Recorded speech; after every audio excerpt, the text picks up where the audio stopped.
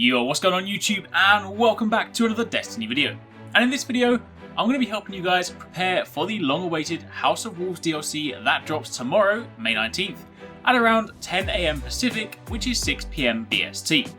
And what's more, thanks to the recent 1.2.0 update and the update that dropped today, there's now even more stuff you can do to get ready for when the DLC goes live. So let's get started. The first thing you want to do is get your factions ranked up to the point that they are just below the next level. Low enough so that you won't accidentally level them up, and high enough so that you need to do very little to get them to hit the threshold. The reason you want to do this is because any packages you currently have right now will yield old Dark Below engrams, which means if you hold on to them until day 1 of House of Wolves, they'll give you nothing special. This is not to be confused, however, with the new engrams that came from Ether chests and can't currently be decrypted, as those ones are actually House of Wolves engrams, but that's a separate topic. The reason you want to edge your factions is because then on day 1 you can rank them up, receive a Postmaster package, and that package can yield House of Wolves items. So that means you can potentially get some free gear to kickstart your arsenal. And on top of that, commendations, the currency item introduced in the Dark Below, have now been removed, and any that you have left can be used as a consumable item to award you with 250 experience to the respective faction. Vanguard goes to Vanguard, Crucible to Crucible, but if you're wearing a faction item, it goes to that faction. So hang on to these as well, because you can use them to push your faction over the edge. Now let's talk bounties. This is quite simple really. What you want to do is grab a load of bounties, ideally ones that give you the most experience, and complete them. But once you've done that, do not hand them in. See, bounties are a great way to level up items, and if that item is a weapon, then combine bounties with weapon telemetries and you've got a powerful combination. The reason you want to save these is because, let's say, for argument's sake, on day 1 you decrypt all of those House of Wolves engrams and you open all those new packages, or maybe you even get a weapon during the campaign or a piece of armour from the Prison of Elders. Whatever it is, if you get something cool, you're going to want to level it up. And if you have some pre-completed bounties, it means you can hand them in and quickly level up and maybe even max out the item. Also, if you have multiple characters, then you can take this one step further and max out 3 sets of bounties, which means you have a total of 30 to hand in. It might well be that on day 1 you need to grab some bounties from Petrovenge, so you might need to burn a few of them from time to time, but for the most part, that's a solid way to fast track progression. And I mentioned telemetries. Don't forget the gunsmith will also sell those, so stock up if it's a weapon you're leveling. So, currency is always a crazy one to get your head around. There are so many items that are deemed currency these days, and it gets a little bit confusing working out what you'll need. So in short, here are the important ones. First up, Glimmer. Quite obviously, some things cost money, and if you don't have money, you can't buy them. So it's worth going to the exclusion zone, spending an hour farming Glimmer so that you can hit that 25k cap. Vanguard and Crucible marks, as you know, you can hold 200 of each, and they will both be extremely useful.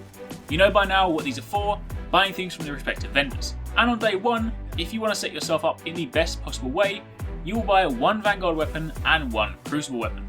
That'll set you back 150 marks each, but it then means you have a new attack stat weapon, which will help you going into the Prison of Elders level 34 and 35.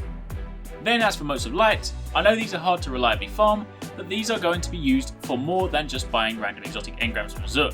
You can now reroll House of Wolves legendary vendor weapons at the gunsmith, and that costs motes. So if you plan on going for the best weapon perk setup, then you'll need these.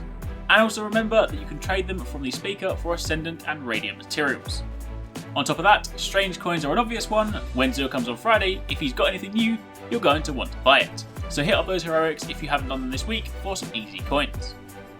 Then in the same way that in the Dark Below Black Wax idols became a currency, this time Ether Seeds have adopted that role, and they can be used at Arekkz to purchase synthesis. So if you have them, obviously hang on to them, and if you haven't, then it's probably worth going and farming some Fallen so you can grab some. And finally, Trials Passages.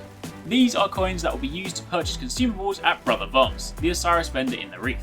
And these consumables can help negate a loss in the tournament, duplicate a win, or even help you start the tournament with a win. So if you want to get a Trials Passage, then simply complete the daily Crucible playlist, and whether you win or lose, you'll be guaranteed one at the end of the round. If you then have multiple characters, then run this once on each day and you'll have 3 in total. And the consumables that Brother Vance sells will set you back 3 passage coins. This one is pretty simple. Treasure keys. If you haven't already been out there taking part in the new House of Wolves public events, then you're missing out. They are a lot of fun, but more importantly, the ether chests can yield treasure keys. And if you want help locating the chests, then I uploaded a video today showing you all the currently known locations for every single ether chest, so check that one out if you need some help. But the question you're going to ask is, why do I want treasure keys? And the answer is for the Prison of Elders. See, while I can't yet show you what happens at the end of the Prison of Elders, I can tell you that you will need a treasure key to claim your loot. Now yes, upon completing the Prison of Elders, you are guaranteed to get a treasure key. But here's where things get awesome. See, Bungie confirmed today that while the Prison of Elders features a weekly lockout for armor cores, weapon cores and etheric light, meaning you can only get one of each per week from the respective difficulties, it does not have a weekly lockout for the treasure chest that is opened with the treasure key. So the reason you want to farm more keys is so that you can keep going back into the prison and open the chest multiple times a week for a chance at more sweet loot. Vanguard and Crucible weapons. On day 1, you might be tempted to dive straight in and buy some new vendor gear, but don't. At least not if you're trying to get to the top as fast as possible. See, the quickest way to hit level 34 is not with vendor gear, and as such, if you really want to be ready to tackle the challenges that lie ahead, you are going to need firepower. If you have enough marks, then you can buy one Crucible weapon and one Vanguard weapon. I'd recommend a primary and a secondary, but the choice is ultimately yours. On top of that, don't forget that on day 1 you can ascend any exotic weapons and armor provided you have an exotic shard and some relevant materials. This means that you can make your exotic weapons 365 the second you load in, so don't forget this because it will really help you when you tackle the Prison of Elders on 34 and 35. And lastly, if you really do want to get a head start, then right now, the Salvage Crucible playlist is dropping legendary House of Wolves weapons. So if you head over there now and play, you have a chance of snagging a House of Wolves weapon before the DLC even comes out. And then lastly, let's talk quickly about what you want to do when the DLC drops tomorrow before you begin working your way through the campaign. Number 1, clear up some space and hand in all of those House of Wolves engrams to the Cryptop. They may yield legendaries, or if you're really lucky, an exotic. And in the process, you'll probably level up your ranks, meaning you'll get more packages and more engrams. A wonderful cycle. 2, finish ranking up those factions for some more free packages. Number 3, check to see what Arekkz is selling before you ascend an exotic piece of armor so that you don't overlap. In other words, if he's selling gauntlets, there's no point upgrading your exotic gauntlets because it's a waste of a slot. At least for the time being. Number 4, if you're running low on any of the key items, then remember that some can be traded at the speaker, i.e. motes, ascendant shards, ascendant materials, glimmer, etc. And then number 5, begin your journey to level 34. And if you want to know how to do that as fast as possible, check the video in the description box down below. And that, my friends, is it. That is my guide to getting ready for the House of Wolves and how to make the most out of day 1. Let me know in the comments down below what your plans are for day 1, and thanks again for watching, take it easy, catch you next time, peace out.